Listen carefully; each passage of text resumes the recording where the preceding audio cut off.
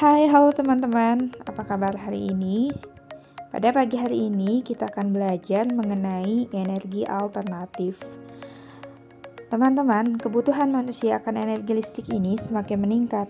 Hal ini dikarenakan semakin banyaknya manusia yang menggunakan peralatan listrik untuk memudahkan pekerjaan mereka. Nah, umumnya pembangkit listrik yang mereka gunakan ini memanfaatkan sumber daya alam berupa batu bara sebagai bahan bakarnya. Tidak hanya itu, minyak bumi dan gas alam juga banyak digunakan sebagai bahan bakar kendaraan bermotor maupun bahan bakar untuk memasak. Nah, teman-teman, sayangnya batu bara, minyak bumi, dan gas alam ini merupakan sumber daya alam yang tidak dapat diperbarui. Hal ini berarti sumber energi tersebut jumlahnya terbatas dan memerlukan waktu yang sangat lama untuk memulihkannya atau mengembalikan ketersediaannya. Lalu, bagaimana jika sumber energi tersebut habis? Apa yang akan kita gunakan untuk menggantikan sumber energi tersebut? Nah, teman-teman, sumber energi pengganti ini disebut juga sebagai sumber energi alternatif. Sumber energi alternatif ini juga berasal dari alam, tetapi persediaannya tidak terbatas atau dapat diperbaharui secara alami. Nah, ada kelebihannya nih dari sumber energi alternatif dibandingkan sumber energi fosil, yakni sumber energi alternatif ini lebih hemat dan ramah lingkungan atau tidak mencemari lingkungan. Dan sumber energi ini melimpah atau energinya yang terbarukan.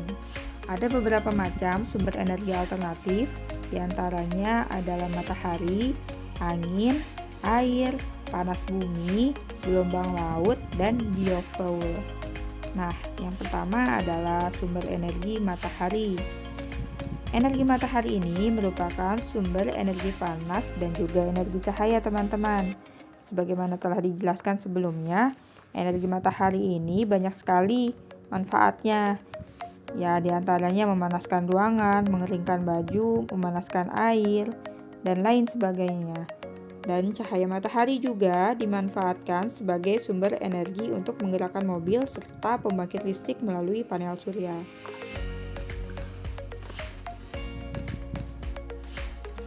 Nah, teman-teman, sel surya ini nantinya akan menyerap cahaya.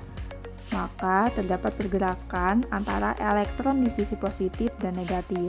Nah, pergerakan inilah yang nantinya menciptakan arus listrik sehingga dapat digunakan sebagai energi alat-alat elektronik. Selanjutnya adalah energi angin. Angin merupakan udara yang bergerak karena adanya perbedaan tekanan. Angin ini banyak dimanfaatkan sebagai energi penggerak pada perahu layar. Energi angin juga dimanfaatkan sebagai pembangkit listrik melalui kincir angin atau turbin raksasa yang dihubungkan dengan generator untuk menghasilkan listrik. Selanjutnya adalah energi air. Aliran air yang deras menyimpan energi gerak sehingga dapat dimanfaatkan sebagai pembangkit listrik. Pembangkit listrik tenaga air atau kita kenal sebagai PLTA menggunakan bendungan air. Air yang mengalir dari bendungan ini dimanfaatkan untuk menggerakkan turbin. Setelah itu, energi gerak turbin diubah menjadi energi listrik oleh generator. Nah, semakin deras aliran airnya, maka semakin besar juga listrik yang dihasilkan. Selanjutnya adalah energi panas bumi. Nah, energi panas bumi ini atau disebut juga energi geotermal, teman-teman. Energi panas bumi ini berasal dari pusat bumi yang terbentuk dari lapisan batuan yang sangat panas. Teknologi modern saat ini telah memanfaatkan energi geotermal sebagai pembangkit tenaga listrik. Nah, energi geotermal ini digunakan untuk memanaskan air. Uap air yang dihasilkan dapat menggerakkan turbin yang terdapat pada generator, sehingga generator dapat menghasilkan listrik. Selanjutnya adalah energi gelombang laut. Nah, energi gelombang laut ini membawa gerak di sepanjang permukaan laut, teman-teman. Energi ini dapat dimanfaatkan sebagai energi alternatif untuk pembangkit listrik. Gerak gelombang laut yang naik turun dimanfaatkan untuk memutar turbin. Gerak turbin pada generator dapat menghasilkan tenaga listrik.